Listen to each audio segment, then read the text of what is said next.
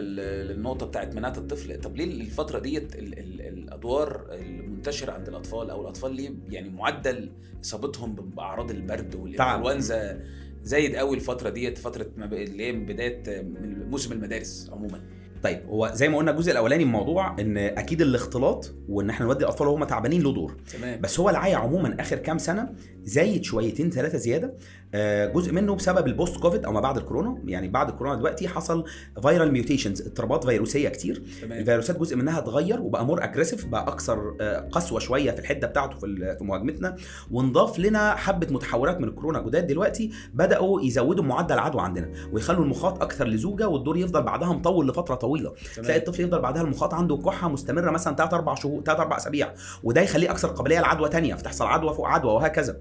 تاني حاجه الفتره دي من السنه اضطراب درجه الحراره فيها بيساهم على نقل الفيروس بيقعد حي في الجو لفتره اكتر، فنسبه اصابته للناس بتبقى اكتر، بيئه حاضنه كويسه بالظبط. الحساسيات بتبقى اكتر، ولما الحساسيه تبقى اكتر العدوى بتبقى برضو اكتر. تمام. خلاص. فانتشار فيروسات دلوقتي في الوقت ده بالذات الفيروسات التنفسيه الريسبيراتوري فيروسز زي الكورونا وزي الانفلونزا وزي الخطير قوي اللي هو برضو الريسبيراتوري سينسيتيال فيروس اللي هو الفيروس المخلوي، خلاص، زي الادينو فيروس زي الرينو فيروس. كل الحاجات دي بتنتشر في الفتره دي جدا، واحنا بقى ما شاء الله دلوقتي الفصول والمدارس بقت خلاط فيروسات. أيوة الطفل يدخل المدرسه يجي لك فيروسين 3 كده ورا بعض يتخبط ويجي يخبط البيت كله. تلاقي داخلين لك العياده الام بتكح والاب بيكح وتيتا بتكح والبيت كله بيكح، يقول لك يا دكتور والله اصل احنا نمنا في المروحه. كلكم نمتوا في المروحه، مفيش واحد يعني عدا حد ولا حاجه. يعني المروحه منتشر جدا بالظبط بالظبط.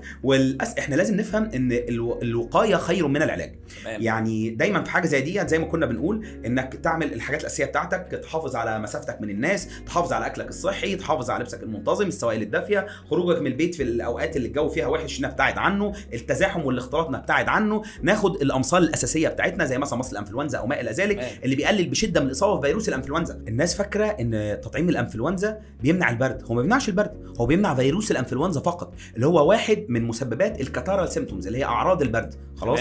لكن انت هتاخد تطعيم الانفلونزا مش هيجي لك فيروس الانفلونزا، لكن يجي لك كورونا ماشي، يجي لك ادينو ماشي، يجي لك راينو فيروس ماشي، هتجي لك حاجات تانية يعني، لكن هيحميك ضد فيروس الانفلونزا. لكن هو مهم التطعيم بالظبط طبعا مهم جدا، هيحمي ضد فيروس الانفلونزا اللي هو بيقتل ناس كتير سنويا. يعني فيروس الانفلونزا مش فيروس بسيط، ده هو فيروس اساسي في التاثير على مناعه الناس وعلى صحتها. تمام يا دكتور. يعني جدول الامصال اللي المفروض ان الطفل من يوم ولادته يعني بنلاحظ ان احنا اي حد بيروح يسجل الطفل بيبقى فيه ميعاد مصل معين، في حاجات حقن وحاجات عن طريق الفم والحاجات دي. مدى اهميه توعيه الناس باهميه الامصال دي ومتابعتها مع الدكتور؟ طبعا منظمه الصحه العالميه والسي دي سي هيئه مكافحه الاوبئه الاثنين بيقولوا ان الاطفال لازم ياخدوا تطعيمات معينه للحمايه ضد الامراض الشائعه. يمكن الناس القديمه زمان فاكرين قوي كان شلل الاطفال منتشر، وكان ناس كتير بيبقى عندهم عجز في طرف قبل ما ينتشر تطعيم شلل الاطفال. صح. ودلوقتي ما بقاش فيه بيحصل، يعني ده ما بقاش بيحصل حاليا بسبب التطعيم. بالظبط كده. تمام. فالالتزام بالتطعيم بشكل عام بيحمي المجتمع كله من العدوى. تمام. فلازم نفهم قوي ان اهميه التطعيم دي هي حمايه الطفل مدى عمره من حاجات قد تكون قاتله، قد تقتله.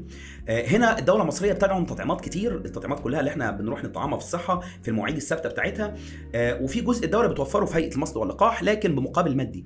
بنحاول قدر الامكان ان احنا ندي كل التطعيمات اللازمه للطفل قدر امكاننا. تمام. ولازم ابقى متابع مع دكتور هو فاهم ايه هي التطعيمات اللي اقدر اكمل بيها الحاجات الناقصه في تطعيم الصحه. اكمل ايه واكمله ازاي؟ طب انا لو هم غاليين شويه ازاي اقدر اقسم ده؟ طب ايه اللي ليه اولويه الاول؟ طب ايه اللي ابدا بيه الاول؟ ارتب الاولويات. بالظبط كده. ارتب الاولويات. طب اجل ده، طب اعمل ده، بحيث ان انا قدر الامكان ادي للطفل اكبر استفاده ممكنه لحمايته مدى حياته. صح. انا مش هعرف احمي من كل شيء، لا يمنع حضر من قدر، لكن صح. انا على الاقل بمنع اللي اقدر امنعه. في ظل المجتمع وفي ظل انتشار العدوى. احنا البشر كتروا قوي وبقت العدوى كتير قوي، فبنحمي اللي نقدر عليه. تمام يا دكتور. تمام.